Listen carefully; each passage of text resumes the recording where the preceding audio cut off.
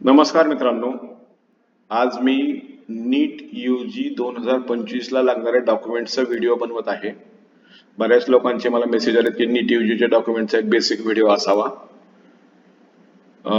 मी गेले 6 ते 7 वर्षापासून मेडिकलचा काउन्सिलिंग करत आहे. ज्यांना कोणाला माझ्याकडून पेड किंवा फ्री काउन्सिलिंग हवे असेल त्यांनी मला व्हॉट्सअपला माझ्या नंबरला हाय करून व्हॉट्सअपला नुसतं मेसेज टाकला तरी मी त्यांना ग्रुप लिंक सेंड करून देईल. तर लागणारी डॉक्युमेंट्स, बेसिक डॉक्युमेंट 10वीचं पासिंग सर्टिफिकेट, SSC बोर्ड असेल तर मार्कशीट, CBSE ICSE असेल तर 12वी पास असेल तर 12वीचं पासिंग सर्टिफिकेट किंवा मार्कशीट.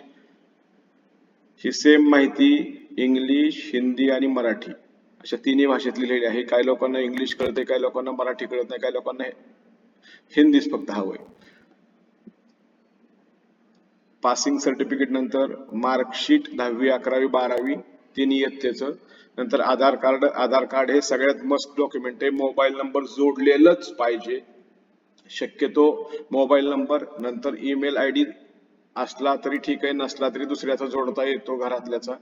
आणि नवीन फोटो असलेला बरा. Same information you can read.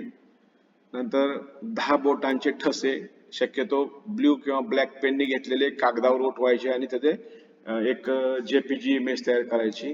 नंतर सही काळ्या पेननी केलेली. नंतर पासपोर्ट साईजचे फोटो, त्या फोटोच्या तळामध्ये तुमचं नाव पाहिजे आणि फोटो काढलेली तारीख हवी. नंतर postcard size photo, passport size फोटोच्या 20 प्रती असलेल्या बऱ्या पडतील. पोस्टकार्ड साईज फोटोच्या 3 प्रती असलेल्या बऱ्या पडतील.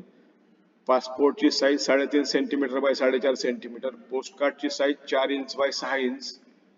नंतर valid ID proof with photograph, government authorised valid ID proof with photograph. नंतर कॅटेगरी सर्टिफिकेट इफ ऍप्लिकेबल. आतापर्यंत नीटच्या फॉर्म भरताना कधी कॅटेगरी सर्टिफिकेट मागितलेलं नाहीये, पण ह्या वर्षी JEEचा फॉर्म भरत असताना कॅटेगरी सर्टिफिकेटचा नंबर मागितला होता, त्यामुळे ते असणे गरजेचं होऊ शकेल. जर तसं फॉर्म भरताना आलं तर ते काढायला वेळ असतो आपल्याकडे, 1 महिनाभर फॉर्म चालू राहतात, त्यामुळे त्यावेळेस आपल्याला ते काढून घ्यावं लागेल. महाराष्ट्रामध्ये कोणत्या कॅटेगरीने कोणतं डॉक्युमेंट बनवायचं, कारण महाराष्ट्राच्या काही कॅटेगरी केंद्रीय कॅटेगरी नाहीये, त्यामुळे त्याची माहिती मी नंतर देईल. नंतर डोमिसाईल सर्टिफिकेट आणि नॅशनॅलिटी सर्टिफिकेट एकत्र असलेलं असलं तरी चालतं. नंतर प्रूफ ऑफ ऍड्रेस, करंट आणि परमनंट. जर तुमचा ऍड्रेस 2 वेगवेगळे असतील तर दोन्हीचे प्रूफ तुमच्याकडे लागतील. अपंग असाल तर PWD सर्टिफिकेट, अनिवासी असाल किंवा सिटिझनशिप सर्टिफिकेट इफ ऍप्लिकेबल.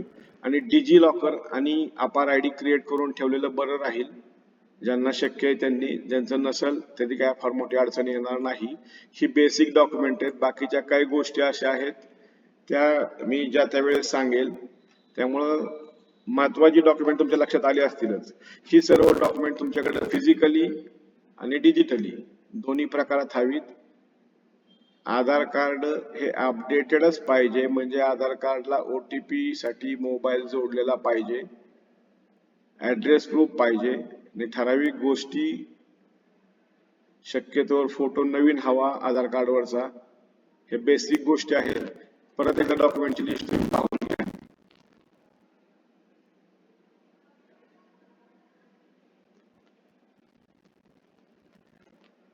साधारणपणे 3 ते 4 दिवसात नीटचे फॉर्म सुटण्याची शक्यता आहे, त्यामुळे हे सर्व डॉक्युमेंट तयार करून ठेवा.